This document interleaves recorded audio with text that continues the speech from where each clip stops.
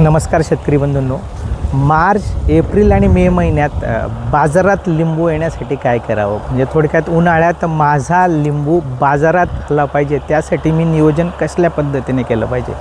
जर मित्रांनो तुम्हाला उन्हाळ्यात तुमचा लिंबू बाजारात यावा अशी इच्छा असेल तर तुम्हाला तुमच्या शेतात जो तुम्ही लिंबूचा हस्तबहार पकडणार आहे तो हस्तबहार यशस्वी झाला पाहिजे. बऱ्याच केसेसमध्ये हवामान प्रतिकूल असल्यामुळे पाहिजे तसा हस्तबहार शेतकऱ्यांना घेता येत नाही. जर तुम्हाला हस्तबहार यशस्वी करायचा असेल तर हस्तबहाराचं नियोजन, जो हस्तबहार तुम्हाला सप्टेंबर ऑक्टोबरमध्ये पाण्याचा ताण द्यावा लागतो, तर त्या हस्तबहाराचं नियोजन तुम्हाला जूनमध्येच करावं लागतं. जूनमध्ये यासाठी करावं लागतं, आता ऑलरेडी जास्त उन्हामुळे बागेला ट्रेस बसला आहे, त्याच्यामुळे पाऊस पडल्यानंतर बागेचा कल हा फूल निघण्याकडे येईल. म्हणजे थोडक्यात तुम्ही काही नाही केलं तरी नैसर्गिक पद्धतीने तुमचा मृगबहार फुटणारच आहे.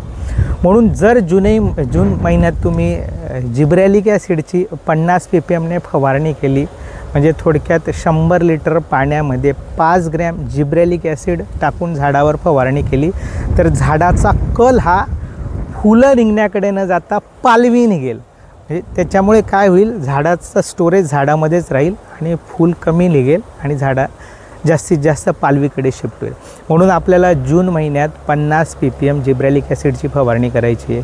त्याच्यानंतर जुलैमध्ये ती पालवी थांबली पाहिजे, पालवीचं स्टोरेज वाढलं पाहिजे, कडक झाली पाहिजे. त्यासाठी आपल्याला त्या काळामध्ये क्लोरोमॅक्वेट क्लोराईड, टॅक्लोबुट्राझालच्या आलटून पालटून 15 दिवसाच्या अंतराने 2 ते 3 फवारण्या घ्यायच्या.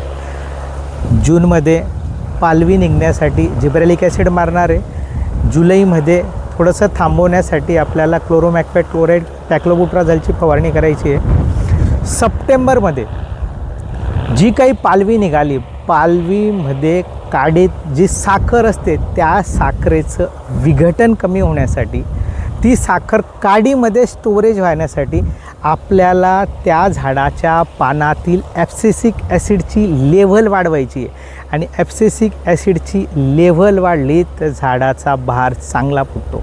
जर तुम्ही ॲब्सिसिक ॲसिडची लेव्हल वाढवू शकले नाही तर झाडात जिब्रेलिन्स वाढेल, झाडाला IBA वाढेल आणि त्यामुळे झाड परत पालवीकडे शिफ्ट होऊ शकतं, झाडात पालवी वाढू शकते.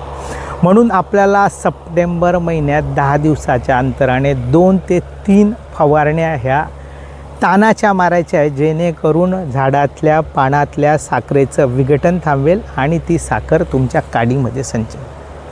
त्याच्यानंतर आपल्याला ऑक्टोंबरमध्ये पोटॅशियम नायट्रेट 1% फवारणी करायची आहे. नोव्हेंबरमध्ये आपल्याला NAA म्हणजे नॅफ्थॅलिक ॲसिटिक ॲसिडची 400 ppmने फवारणी करायची आहे. आणि त्यानंतर परत नोव्हेंबरमध्येच आपल्याला 10 दिवसाच्या अंतराने झिंक, फेरस आणि पीक संजीवक म्हणून बाग चांगला फुटण्यासाठी आपल्याला 3D किंवा झायलोचा प्रयोग करायचा आहे.